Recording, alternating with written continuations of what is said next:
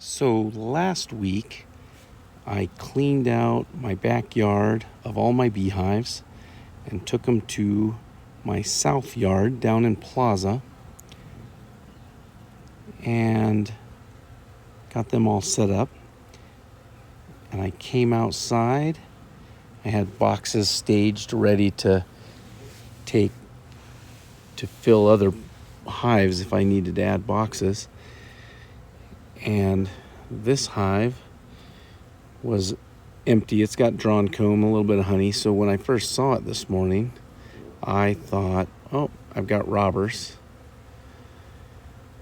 And I watched them, and it wasn't like your typical robbing activity.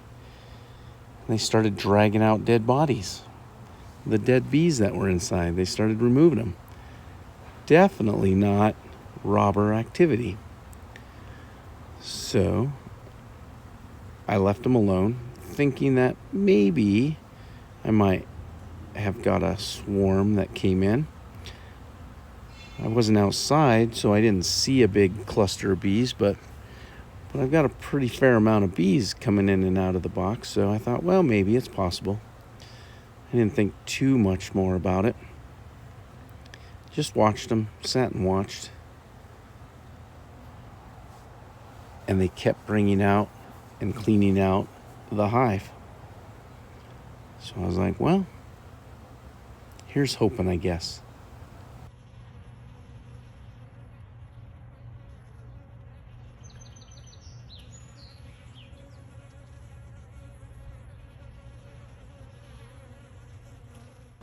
So I left those bees alone, and I went and did some chores and took care of some stuff, and then just happened to see a photo opportunity, so I started shooting some bees on dandelions, which was great fun. Just enjoyed watching that.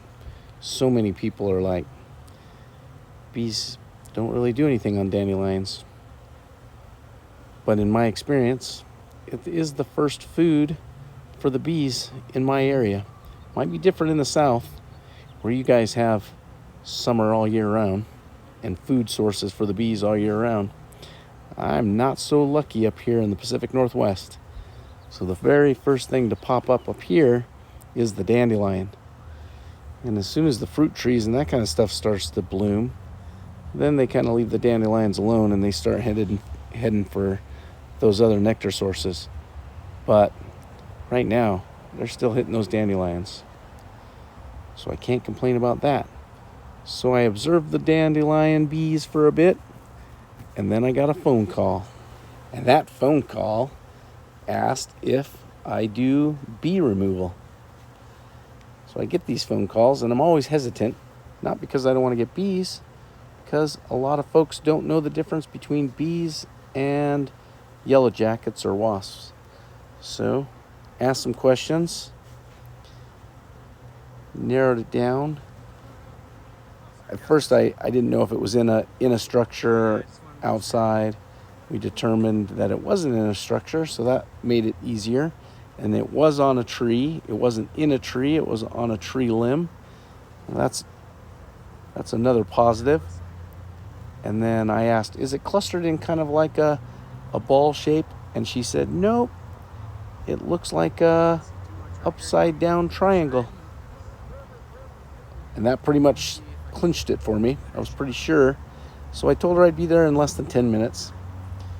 And when I got to the house, they were in the backyard waiting for me. And I was expecting a swarm, but this was a monster swarm.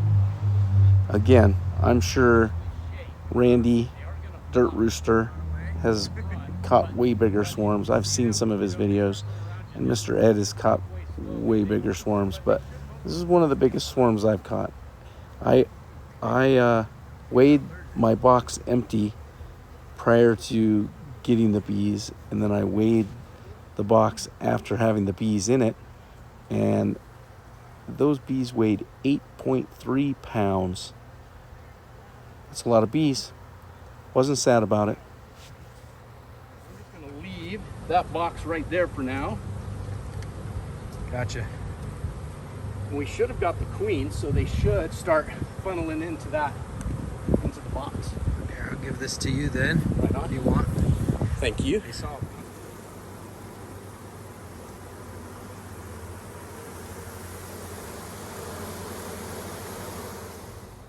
At this point, I had gotten all of the bees into the box, and there were still some flying, and as you saw, there's a few clustering back up on the branch, but not very many.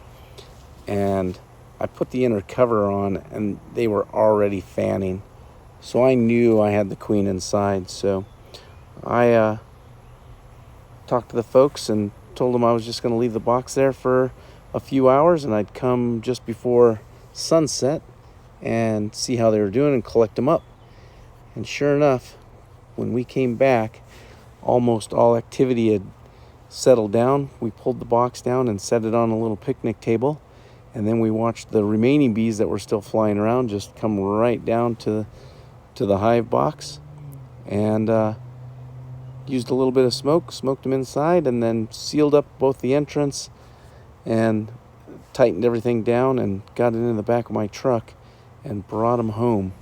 Then when I got them home, I pulled out the little screen that I had that was keeping them inside, and they promptly just came out and started bearding on the front of the box.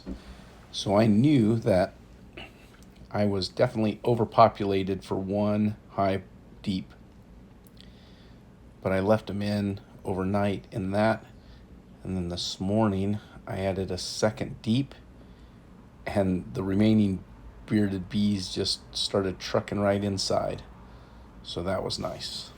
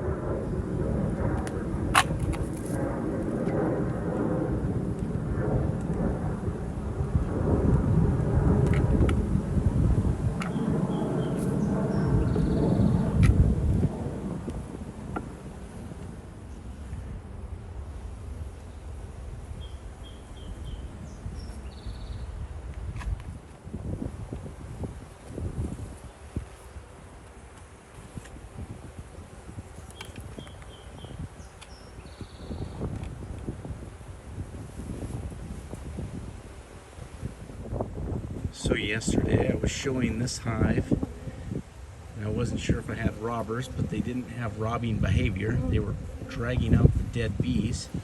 And this morning I opened it up, and look at all the bees. So I caught 2 swarms yesterday. One that I had to work for and climb a tree, and one that I didn't do nothing. They just moved into their new apartment.